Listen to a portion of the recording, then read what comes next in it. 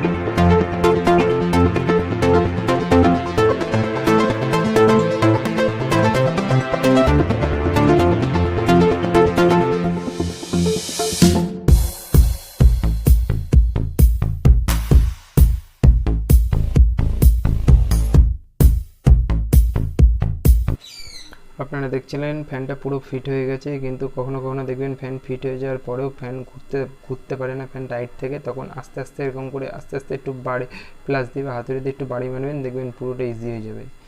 এবার আমরা এই তারগুলো লাগিয়ে নেব। প্রথমে ক্যাপাসিটারের তারটা লাগাবো, তারপরে ফ্যানের অন্যান্য তারগুলো লাগাবো। এই তারগুলো কীভাবে কোনটার সাথে লাগাবেন এটা যখন আপনি তারগুলো খুলবেন তখন একটু মনে রাখতে হবে। যদি মনে না রাখতে পারেন ঠিক এইভাবে একটা ছবি তুলে রাখবেন, আমি ছবিটা আপনাদের দেখিয়ে দিচ্ছি।